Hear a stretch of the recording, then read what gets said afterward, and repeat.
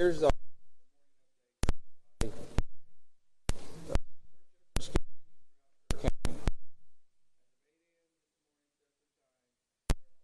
95 deceased.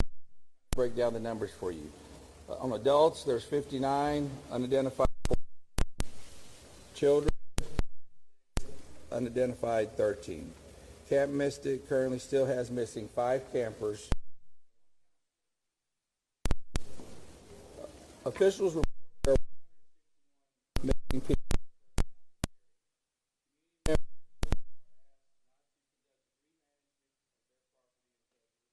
Directed by law enforcement. There's also a no burn ban in Kerr County at this time till further notice. Let me give you a visual. I know probably all of this disaster. Take note that Kerr County is 1,100 square miles of beautiful but complex hill country. There are rural areas that may experience extended response times. Areas where cell service is spotty, where the area is single-lane bridges and low water crossings. Sometimes evacuations is not the safest. Sometimes it's better to shelter in place. The hill country is not a one-size-fits-all place. First responders from emergency services throughout Kerr County promptly responded to the recent emergency as the situation unfolded. As with other significant events that are emergencies services encounter, this incident will be reviewed. You have my word. When or if necessary, if improvements need to be made, improvements will be made. What I'd like to do right now is kind of give you a breakdown. You know, I believe the latest report I had, we have 2,100 people out here at some capacity on this incident. As far as Kerr County Sheriff's Office right now, what our office is currently doing, it's an all hands on deck. Everybody we got are out here, but also we have an additional 2,000 plus people helping us. But as far as our patrol division, you know, they're involved in answering calls. Y'all have to remember, we still got day-to-day calls we have to handle. But they're also involved in different kinds of rescue and recovery efforts. My CID division, Criminal Investigation Division, is assisting with operations at the funeral home. They're also assisting with the identification process. My SOD division, Special Operations Division, is in searching through heavy debris with heavy equipment. They're distributing assets with the Texas Game Wardens. They are also involved in recovery operations. Also, they're working with DPS special agents on all recovery processes and with the volunteer fire departments. Our communications is overseeing the communication operation liaison with DPS also. Our emergency management, Dub Thomas, is in the EOC Center. Also with my chief, they're both in the EOC Center. At this time, I brought a couple of the guys. I was going to let Captain Jason Waldrop say a few words. Jason has been in the field, hands on deck this whole time. I hadn't been able to get out of here a lot. There's a lot to manage here. He's actually witnessed several things. He's kind of going to give you a few ideas and updates on what's going on in the field, where he's been and what he's been seeing. And then we'll turn it over to Sergeant Jack Lamb. Captain Jason Waldrop. Nope. Go ahead, sir. So the sheriff just wanted me to kind of give you all an update on some of the things that we as the sheriff department can do. One particular thing that we have done in order to help assist in locating the missing is we have coordinated a team with a local construction company, the Texas Department of Public Safety, some fire departments from within Kerr County, a fire department from Acuña, Mexico, and we are looking and searching the deeply impacted flood debris along the river. So these areas are where a lot of this debris is bottlenecked. So it's a lot of large trees, it's a lot of the vehicles, it's a lot of home structures have built up in these areas. So we are using very heavy equipment, excavators, skid loaders, to remove this material and do a deep impact search of where this is. So what we ask is, for those who are out there working, the local residents, the families of the missing, even some of the search teams, if you see these very large excavators working, please avoid these areas. We are trying to control these work sites. We have spotters on the ground, so as this material is being removed, we are looking for anything of a sign of a person that may be within this material. Areas up and down the river where we can take apart these materials and hopefully locate some more of the missing. So that's one main thing that we've been doing along the river to help this process. Sergeant Lamb. Thank you, Captain. Morning. Jonathan Lamb, Kerrville Police Department. We want to remind folks that if you've reported a loved one missing and they've returned home safely or been found safely, it's vitally important that you let us know that that person is no longer among the missing. We need to keep an accurate count, as accurate as possible. So if you've reported somebody missing and they've been recovered safely, please let us know. Go to the website kerrvillemissing.dps.texas.gov or call 830-258-1111.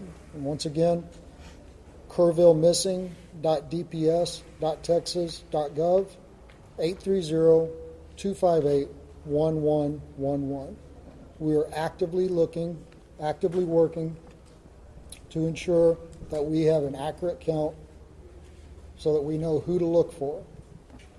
And now I want to talk to the people here in this community, inside the city limits of Kerrville, people in Kerr County. A few things. We know that folks are beginning to clean up, and we have large debris piles. And we ask them not to use heavy equipment to take down those debris piles until they've been checked by a search party, because it's possible there are victims in that debris pile. And we don't want to disturb that. Please give us a call. Our non-emergency numbers at the police department and the sheriff's department, and let us know that you've got a debris pile that needs to be checked before you begin that level of cleanup. Sheriff Leitha mentioned the burn ban. That's countywide. We need people to respect that. Do not burn during this time. And we continue to ask people to steer clear of the area and let our first responders work. Again, this operation is ongoing and continuous. Our first responders are trying to get to places to do their jobs. And people coming here from outside the community and people within the community who want to go sightsee and look at the river and see the flood damage, it's making our job very hard. We ask folks to give us room to work. I want to talk a little bit about the events that happened on the morning of July 4th, what the Kerrville Police Department and other first responders were doing in those early morning hours. And I want to start outside of Kerrville, out in Hunt. Now, for those of you who went out there yesterday with the governor, y'all know that Highway 39 crisscrosses the Guadalupe again and again and again.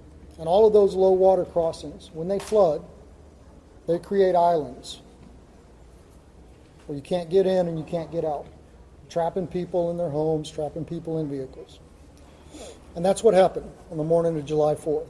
One of our patrol sergeants lives out there in Hunt, and he got up, he got ready to go to work, and he realized when he hit the intersection of FM 1340 and Highway 39 that he was trapped on an island that was Hunt, Texas. And he saw people, dozens of people, trapped on roofs.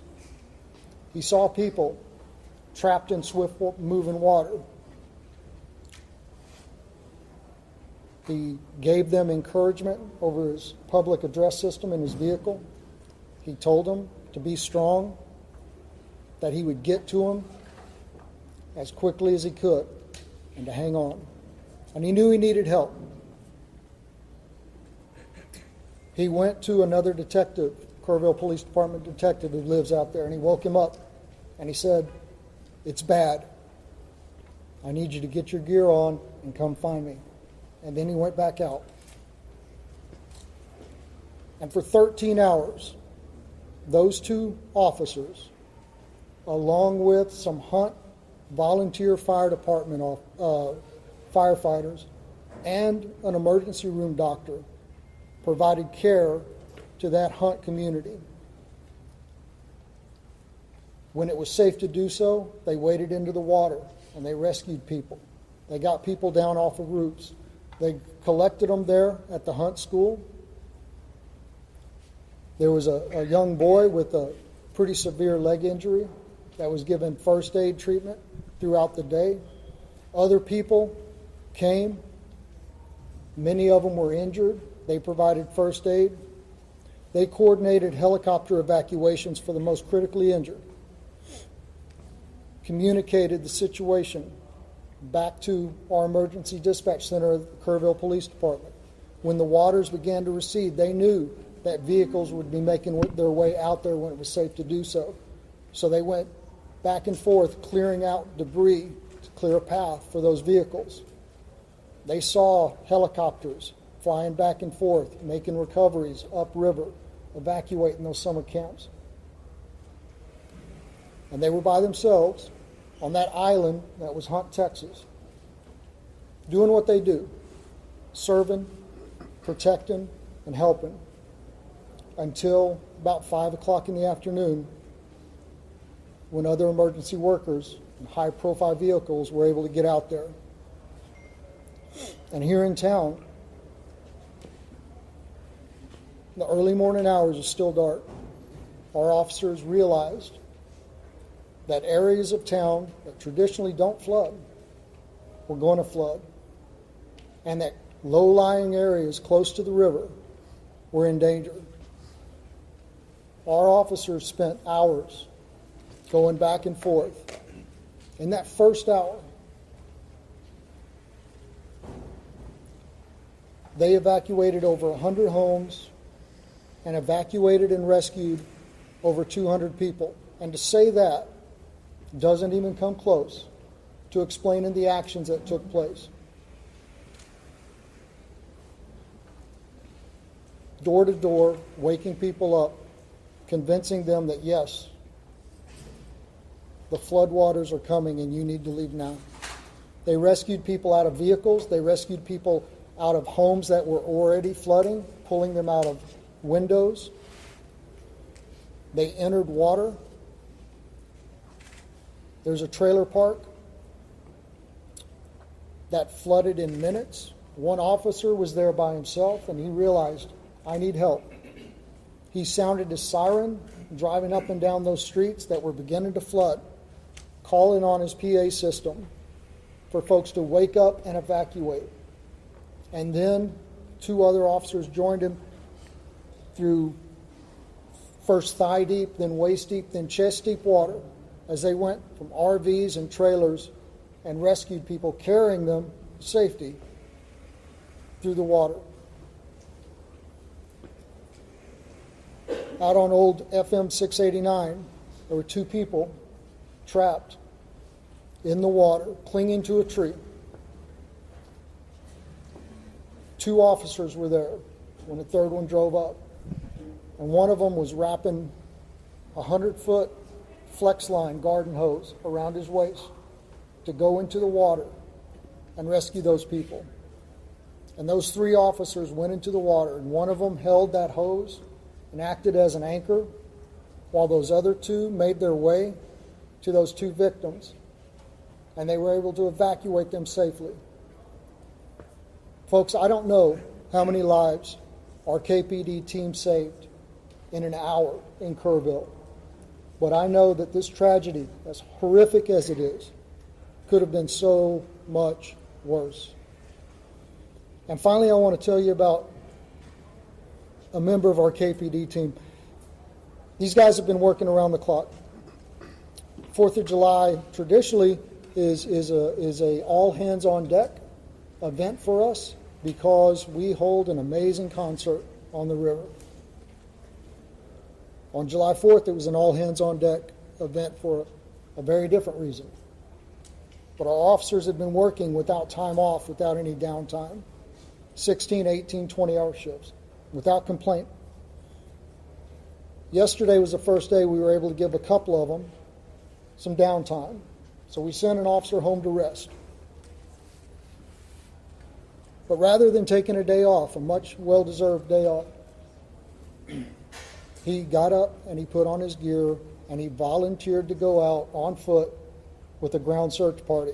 And he spent his day up and down the Guadalupe River, going over, under, around trees, searching for victims to try and reunite the missing with their families.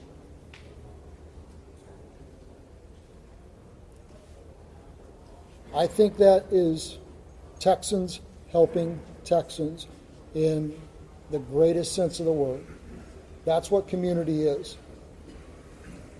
And that's what's important right now. I want to continue to thank y'all for helping us spread the messages that need to be spread.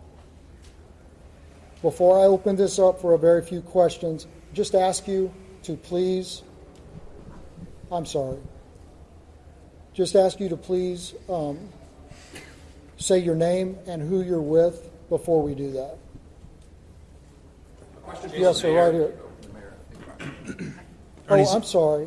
The mayor is supposed to speak now. I apologize. Mr. Mayor, I'm sorry. Good morning, everyone. As Jonathan Lamb has said, this is a story of tragedy, but it's also a story of heroes. Captain Walden, thank you for all you've done. Every first responder, thank you for all you have done. The recent numbers reported break my heart. And they break the heart of everyone up here, everyone who's been working since July the 4th. I want you to know, I think it's important for the public to know, I think it's important for the families to know. In that Emergency Operations Center, there's not little silos of departments and agencies. They're working as one team with one goal, to find the missing and bring them home. I'm grateful for every first responder, every helper in every field. Those who are feeding the hungry, those who are providing shelter to people who have no home, those who are providing clothing, who no longer have a wardrobe. I'm also grateful for the generosity of the world. Two companies that are hometown companies, companies that started in Kerrville, Texas, announced today and yesterday that they will be donating to the relief effort. Everyone in Kerrville is proud of HEB and James Avery Artisan Jewelry. Had a different name for so long, I'm sorry. Those two companies started here. Their heart is here. We are committed to helping others. After you all go home or go to the next story, we will still be here. We live here.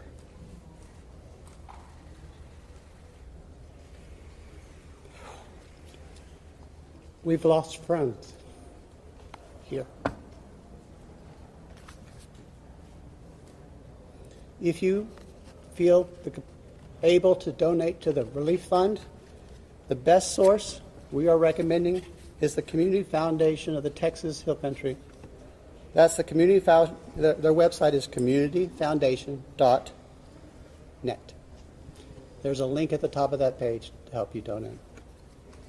Now listen, I'm married to a retired first grade teacher.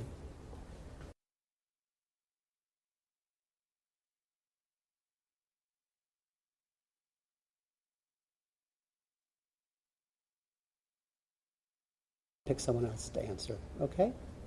So if you feel the need to yell your questions, I will feel the need to not answer your question. In first grade, they raised their hands. That might be a good start. Yesterday was a disaster, and I was embarrassed. Our town was embarrassed. Your viewers were embarrassed. And I don't want that to happen again. Now, I'm going to do something I've been told to do. I'm going to turn it back to Jonathan Lamb to start the question and answer period.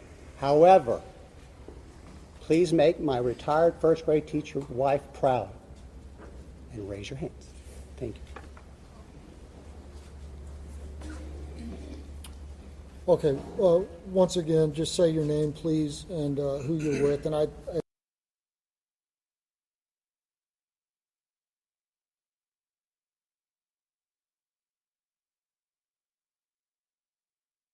scrutiny in recent days, and now there's reports of a timeline on Friday morning where an Ingram Volunteer Fire Department commander asked a Kerr County Sheriff dispatcher for the code red to be issued.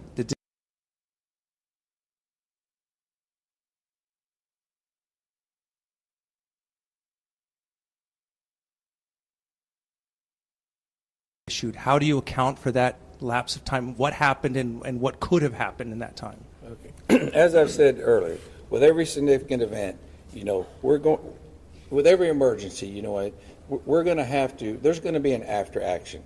Please, y'all, listen to those words, after action, okay? Those questions are going to be answered. I believe those questions need to be answered to the family of the missed loved ones, to the public, to the people that put me in this office. Those need to be, and I want that answer, and we're going to get that answer. And I know that's going to be asked over and over. Please understand that. We're not running. We're not going to hide from everything. That's going to be checked into at a later time. I wish I could tell you that time. I don't know that time. Let me share something with y'all. One of the main things I've been doing is going and visiting the family. We still have some of those missed loved ones here. I go visit them twice a day. As a sheriff, what I want is I want closure for those people. Okay, and those are important questions. We will answer those questions. I wish y'all would bear with me in that. Okay, bear with me. We'll get them. I can't tell you in a week or two. Okay, we're going to get them. I'm not trying to deflect them. Okay, my primary. I asked you. I've been in this business 36 years. I don't know if any of y'all, or how many of y'all have gave notifications, death notifications. I've done them. What is worse, a death notification or telling somebody I don't know where your loved one was? That's my priority. Okay, now please understand that. Sir, since you're up, can I ask you a question? Since he's up. Sergeant Lamb. Tammy from the Hill Country Community Journal. Yes, we talked a lot about the recovery effort, and it's amazing, but I wonder what we can tell the displaced families. Where do they go? How do they get in touch with FEMA? I think there's a lot of that we haven't had a chance to discuss it. Right, so unfortunately, I don't have the FEMA number. I know there is a FEMA hotline specifically for this, and I don't have it at my fingertips, and I apologize for that. We are pushing out the recovery information through our social media posts. The First United Methodist Church, 321 Thompson Drive, is still the shelter operation for displaced persons through this disaster. They are fully equipped and still accepting folks. Sergeant Lamb. Yes, sir. Louis Amastor from the Kerr County League. Yeah. Sergeant Lamb, yesterday the governor's office said there was 161 missing. Is that a Kerr County number, or is that a roll-up number? Where are we at with the number of missing? It's my understanding that the number that the governor referred to was a Kerr County number. And again, I have no reason to doubt that number, and it was compiled from the best available information. But we are asking folks to make sure that the numbers that we have are accurate. So if somebody has been reported missing and they have now been accounted for, please let us know that so we can revise those numbers and make sure that they continue to be accurate. Yes, ma'am. Thank you. Thank you, Juanita with Telemundo NBC. Yesterday, Governor Abbott said that 2 days prior to the disaster, he had provided resources, and they were here on ground. I know this is a question for you or for the mayor, but he said you guys were prepared, that you had those essentials. What happened? Did you guys have those resources? Yeah, listen, I'm going to just say what has already been said. At the appropriate time, all of that is going to be reviewed and checked into. I don't have the answer to that question right now. I don't have that information. And rather than speculate, it would be irresponsible for me to do that. Mayor, So, could you speak on that? Repeat the question, please. Yesterday, Governor Greg Abbott said 2 days prior to the disaster, he had provided the town with more than enough resources to respond to the disaster. Were those resources here? Locals tell us they didn't see any resources. They didn't see anyone until hours after the disaster. Thank you. What resources did you guys have, and why wasn't there any response? Okay. I didn't see the governor's remarks. I haven't seen the governor's remarks. Last night we had a city council meeting, and I was required to be there. And so I'm sorry, I don't know what resources TDM had in place at that time. I know when I arrived at the Emergency Operations Center on the morning of July 4th, there were TDM personnel there. But what assets they were able to use that morning, I'm sorry, I do not know. Mr. Mayor, can I Mr. Mayor? Listen, Sure. people are yelling, and I didn't really want y'all to. If you offer only 3 questions, then you're going to have people Guess yelling. what? You're in Sir, Kerrville, and we're going to do it my way. I understand that. but Morgan then- Chesky, please. Mr. Mayor, records show that the concept of flood warnings have been discussed at least 24 times by the county. What's the biggest reason that these systems have not gone into place at this point? You know, Morgan, you and I grew up here. And I wasn't in office during those discussions. And frankly, I'm more focused on the future than the past, as you know. What I can say is the governor, the lieutenant governor, the Speaker of the Texas House have all provided us support, and they have all said this is a priority for the upcoming special legislative session. As mayor of Kerrville, as someone who grew up here, I am grateful for their support, and I look forward to what they propose during the special session. My last question will be you. Thank you, sir. Shimon Provost from CNN. The lieutenant governor said that on July 3rd that the county judges and city mayors were invited on a daily call Thursday to discuss weather forecasts. Were you on that call? Were you invited to that call? Do you know if the county judge was also on that? I can't speak for the county judge. That would be hearsay. And I'm not going to contradict the information you have. But I will tell you, personally, I did not receive a telephone call. You weren't invited to the call, I did not receive a telephone call. and you were never given any information about what assets were brought into the area. So I wasn't invited to the call. I'm not trying to deflect, No, but I understand. I But don't. do you know why, any idea why that would happen? Or? Maybe I'm not a local mayor. I can't tell. All right. Thank you, guys. Oh, please, please. From Mexico, All right, folks, I appreciate that, and I appreciate the decorum that was shown this morning. So, as y'all are aware, gentlemen, Sure, you still have people counting on you. just do me a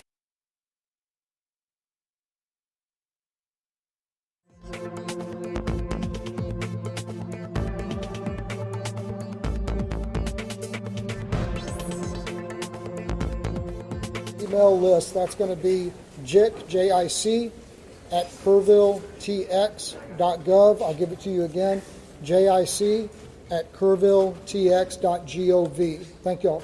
Sergeant, what time did your fellow officer tell us?